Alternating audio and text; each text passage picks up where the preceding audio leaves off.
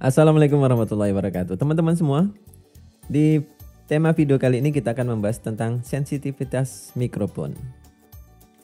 Karena kebetulan banyak sekali teman-teman yang menanyakan tema ini. Di video kali ini saya akan membahas bagaimana cara memilih atau membedakan mikrofon yang sensitif dari spesifikasinya. Pada dasarnya, sebelum kita membeli mikrofon, tanpa harus mengujinya, kita sudah bisa mengetahui seberapa sensitif mikrofon tersebut dari spesifikasi yang tertera pada manual ataupun katalog dari mikrofon tersebut. Misalkan sekian dBV atau sekian milivolt. Dari situ teman-teman sudah bisa melihat. Tetapi sebelum kita masuk ke pembahasan yang lebih lanjut tentang spesifikasi mikrofon ini, perlu teman-teman ketahui bahwa semua mikrofon itu didesain untuk keperluannya masing-masing. Belum tentu kita membutuhkan mikrofon yang sensitif. Kadang kita membutuhkan mikrofon yang tidak sensitif. Jadi ini bergantung pada aplikasi teman-teman ya. Misalkan untuk live panggung gitu ya, panggung kecil, kemudian speakernya diletakkan dekat sekali dengan mikrofon, kemudian dari sound system yang dimiliki tidak memiliki feedback destroyer, kemudian ala kadarnya, maka kita membutuhkan mikrofon yang tidak terlalu sensitif. Atau misalkan kita pengen recording atau live streaming di area yang berisik, yang tidak kondusif, bukan di studio seperti yang saya gunakan saat ini, maka saya membutuhkan mikrofon yang tidak sensitif. Tapi ada kalanya kita membutuhkan mikrofon yang sensitif agar kita lebih leluasa bergerak, ya, kita bisa lebih jauh berbicara ke mikrofonnya ini, jaraknya bisa bebas gitu ya. Maka kita membutuhkan mikrofon yang sensitif. Nah, sekarang bagaimana cara melihat sensitivitas mikrofon dari spec sheet atau datasheetnya? Di sini kita ada 4 buah mikrofon genggam seperti ini. Kira-kira dari keempat mikrofon ini, manakah yang lebih sensitif menurut teman-teman? Ada Shure SM58, Sennheiser E945, SE-V7 dan AKG D7. Kira-kira dari keempat mikrofon ini manakah yang lebih sensitif? Jadi untuk membedakannya kita tidak bisa melihat mereknya karena masing-masing merek nanti berbeda tipe, berbeda sensitivitas. Maka kita harus melihat spec sheet masing-masing dari mikrofon ini untuk melihat sensitivitasnya. Jadi kalau kita membuka spesifikasi dari sebuah mikrofon, biasanya mikrofon yang branded itu pasti ada keterangannya seperti ini. Minimal ada dB volt per Pascal atau milivolt atau dB SPL. Nah, bagaimana cara membaca ini? Untuk spesifikasi yang depan ini, dia menghasilkan minus 56 decibel volt sensitivity per Pascal. Pascal ini adalah satuan pressure. Kemudian bagaimana nilai ini didapatkan? Maka semua mikrofon itu sebelum rilis ke pasaran dia akan diuji. Diujinya dikasih suara frekuensi konstan dengan kekuatan 94 desibel. Kemudian diuji responnya seberapa milivolt yang dihasilkan oleh mikrofon ini. Jadi mikrofon ini menangkap suara getaran, menangkap suara kita atau menangkap suara injeksi suara tadi. Kemudian dari getaran tadi menghasilkan energi listrik yang sangat kecil, sekian milivolt. Nanti akan ditransfer oleh kabel kemudian masuk ke mixer ataupun power mixer. Dari situ baru dia menghasilkan gelombang suara yang nanti direproduksi kembali ke speaker. Jadi pengujiannya seperti itu. Diinjek suara dengan frekuensi 1 kHz 94 desibel. Kemudian berapa milivolt yang dihasilkan oleh mikrofon ini. Untuk suara injeksi 1 kHz itu adalah seperti ini teman-teman. Ini adalah suara injeksi 1 kHz yang diproduksi dengan kekuatan 94 desibel di area terbuka. Kemudian si mikrofon tadi menghasilkan menghasilkan suara berapa milivolt. Nah, di sini yang kita lihat milivoltnya ini. Semakin besar milivolt yang dihasilkan oleh sebuah mikrofon, maka semakin sensitif. Semakin kecil yang dihasilkan, maka semakin kurang sensitif. Jadi seperti itu ya, patokannya milivoltnya ini. Atau dari milivolt ini bisa dikonversi ke decibel volt per pascal. Ini dari rumus, ketemulah dia minus 56. Jadi yang kita lihat dari mikrofon nanti hanyalah nilai ininya saja. Minus 56 ataukah dia 1,6 milivolt ataukah dB SPL. Yang paling umum digunakan adalah yang ini, dB volt ini. dB volt per pascal ini adalah satuan yang paling umum yang bisa kita lihat untuk membedakan mikrofon lebih sensitif atau kurang sensitif dari yang lain. Sekarang kita kembali lagi ke mikrofon keempat, mikrofon primadona kita. Kira-kira mana yang lebih sensitif dari keempat mikrofon terkenal ini? Kita mulai dari Shure SM58. Mari kita lihat seberapa sensitif mikrofon ini. Kita lihat di spesifikasi. Nah, di sini disebutkan sensitivity. Pada saat diinjeksi 1 kHz, diberikan suara 1 kHz, open circuit voltage, jadi tidak tersambung ke apapun. Kemudian diukur mikrofonnya itu menghasilkan 1,6 milivolt atau minus 56,0 dB volt per pascal, decibel volt per pascal. Atau 1 pascalnya dia adalah 94 desibel SPL. Jadi injeksinya adalah 1 kHz di 94 desibel. Dia menghasilkan minus 56 dB volt per pascal atau 1,6 milivolt. Kita catat, untuk Shure dia adalah minus 56 dB volt. Jadi Shure SM58 dia adalah minus 56 dB volt. Sekarang kita lihat yang Sennheiser E945. Sekarang Sennheiser E945 kita lihat technical data atau spesifikasinya. Di sini disebutkan sensitivity, free field, no load, jadi open circuit dengan injeksi suara 1 kHz di depan mikrofonnya menghasilkan sebesar 2 milivolt per pascal. Artinya ini lebih tinggi daripada Shure tadi ya, yang 1,6 dia bisa 2 milivolt. Maka kalau dikonversi menjadi desibel adalah minus 54 dBV per pascal. Jadi ini kita tulis di tabel komparasi kita bahwa Sennheiser E945 dia adalah minus 54 dBV. Sekarang kita akan lihat sensitivitas dari mikrofon SE Electronic V7.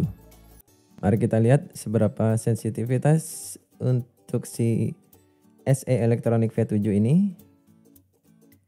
Oke, sensitivitas dari V7, jadi dia ada V3 dan V7 dalam satu katalog. Sensitivitas untuk V7 dia 2 milivolt per pascal atau sama dengan minus 54 dBV.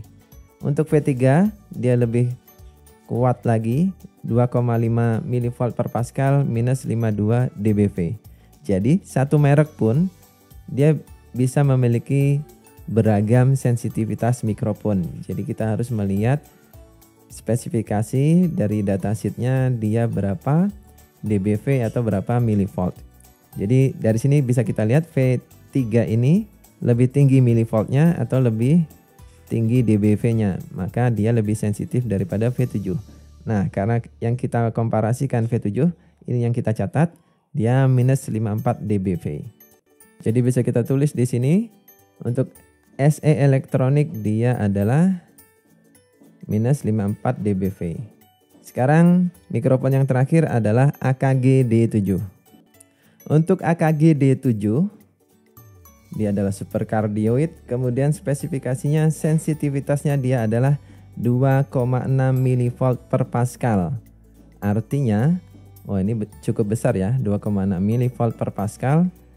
Artinya sensitivitasnya dia adalah minus 52 dBV. Mari kita catat. Untuk AKG D7 dia adalah minus 52 dBV. Dari sini teman-teman sudah bisa melihat sendiri kira-kira mana yang lebih sensitif. Jadi kita lihat nilai yang tertinggi. Perhatikan, ini 56 lebih rendah dari minus 54. Karena minus ya, perhatikan, karena ini nilainya minus, maka semakin besar angka minusnya dia adalah semakin rendah. Jadi kalau kita punya penggaris, ini titik 0, ini titik 1 positif, ini titik minus 1, maka 0 lebih besar dari minus 1. 1 lebih besar dari 0. Jadi kalau minusnya semakin besar, ini minus 2, maka dia semakin rendah. Jadi kalau minus 1 dengan minus 2, yang lebih tinggi adalah minus 1. Semakin besar angka minusnya, maka dia semakin ke bawah. Semakin kecil angka minusnya, dia semakin ke atas. Sekarang kita lihat di sini, minus 56, minus 54, minus 54, ini sama ya. Dua mikrofon ini sama-sama minus 54, kemudian ini adalah minus 52. Maka dari sini AKG D7 sensitivitasnya lebih tinggi dibanding ketiga mikrofon ini. Dan untuk sensitivitas yang paling rendah adalah Shure SM58. Dari sini kita sudah bisa mengetahui, maka untuk sensitivitas mikrofon sejenis AKG D7 lebih sensitif. Kemudian untuk yang sensitivitasnya rata-rata, dia adalah Sennheiser dan SE Electronic. Jadi seperti itu ya teman-teman. Untuk mengecek sensitivitas mikrofon, kita cukup melihat spec sheet atau datasheet atau manual ataupun katalog dari mikrofon tersebut. Spesifikasinya dia berapa dBV, kemudian kita bisa bandingkan dengan mikrofon yang ingin kita beli yang lain. Sehingga kita bisa menyesuaikan dengan kebutuhan yang ingin kita beli. Kembali lagi berbicara tentang sensitivitas mikrofon. Belum tentu yang sensitivitasnya lebih tinggi itu lebih bagus daripada yang sensitivitasnya lebih rendah. Jadi teman-teman harus perhatikan kebutuhan dari teman-teman itu untuk aplikasi apa, kemudian seberapa dekat mikrofon dengan speakernya. Apabila teman-teman tidak menggunakan feedback destroyer, maka sebaiknya teman-teman menggunakan mikrofon yang lebih tidak sensitif. Tetapi kalau teman-teman jarak speaker jauh, tidak gampang feedback gitu ya, maka teman-teman boleh ambil mikrofon yang lebih sensitif agar lebih nyaman digunakan. Dan kalau teman-teman menggunakan mikrofon yang kurang sensitif, maka jarak bibir ke mikrofon harus lebih dekat agar didapatkan suara yang lebih maksimal, lebih jelas clarity-nya. Tetapi untuk mikrofon yang sensitif, kita tidak terlalu dekat. Kadang kalau kita terlalu dekat malah suaranya bisa pecah. Nanti tergantung dari mikrofonnya. Semakin bagus dari sebuah mikrofon saat kita berbicara dekat ataupun agak jauh, itu tidak terlalu ada perbedaan yang signifikan. Dan yang penting pada saat kita ngomong keras di depan mikrofon, suaranya tidak pecah secara settingan yang wajar ya. Jadi kalau teman-teman settingnya volumenya udah kegedean, udah pasti semua mikrofon akan menghasilkan suara yang pecah karena sudah over melewati batas peaknya. Jadi kita setel volumenya di angka wajar, tidak terlalu keras, kemudian kita coba ngomong dekat dan jauh dengan mikrofon, apakah suaranya pecah atau tidak. Kalau tidak pecah, maka itu adalah mikrofon yang bagus. Semakin bagus mikrofon adalah semakin tahan banting. Semakin kita teriak-teriak di depan mikrofon, suaranya konstan tidak pecah, itu adalah mikrofon yang bagus. Tetapi kalau kita ngomong depan gini udah gerubuk-gerubuk ya, terus suaranya ada prek-preknya gitu, maka mikrofonnya itu mikrofon yang tidak bagus karena membrannya dia terlalu berbenturan dengan yang lain sehingga menimbulkan suara-suara noise tambahan. Makanya mikrofon yang branded itu biasanya lebih berat dari mikrofon yang lainnya karena dia dilengkapi dengan proteksi-proteksi mekanik ya. Jadi udaranya itu bagaimana caranya dialirkan agar tidak menembus membrannya. Suaranya masuk tetapi hembusan napasnya tidak masuk. Itu bagaimana caranya? Mereka sudah buat mekanismenya sendiri. Grillnya dibuat sedemikian rupa, kemudian ditambahin busa, kemudian ditambahin kain, kemudian ada juga yang dipasangi dengan sebuah trafo ya, trafo matching internal di dalam mikrofonnya agar suara noise-nya tidak masuk ke dalam mixer ataupun preamp. Itu masing-masing vendor dari mikrofon memiliki caranya masing-masing untuk mendapatkan suara yang lebih jernih, suara yang lebih natural gitu ya. Nanti teman-teman tinggal pilih sesuai dengan kebutuhan teman-teman. Tapi kalau teman-teman kebutuhannya lebih ke sensitivitasnya, teman-teman bisa melihat datasheet tadi. Berapa dBV, nanti itu menjadi patokan. Berbeda aplikasi tentunya berbeda kebutuhan. Dan ini kita membahas untuk mikrofon dinamik, mikrofon genggam. Nanti untuk mikrofon kondensor ada lagi pertimbangan yang lain. Jadi mikrofon kondensor itu dia memiliki noise floor, kemudian bagaimana cara kita memilihnya nanti kita akan kupas di video yang lain. Jadi kalau teman-teman masih memiliki pertanyaan seputar dengan spesifikasi mikrofon, kira-kira seperti apa yang ingin teman-teman beli, ketikkan aja di kolom komentar di bawah, nanti kita bahas bareng-bareng. Terima kasih sudah menonton video ini dari awal sampai akhir. Kita akan jumpa lagi di sesi tutorial Mas Ari berikutnya. Kalau teman-teman masih melihat tombol ini, masih menyala merah, tombol subscribe, tekan padamkan. Karena subscribe itu gratis dan teman-teman tidak akan ketinggalan info kalau teman-teman subscribe. Jangan biarkan dia menyala merah. Saya akhiri video ini. Terima kasih dan wassalamualaikum warahmatullahi wabarakatuh.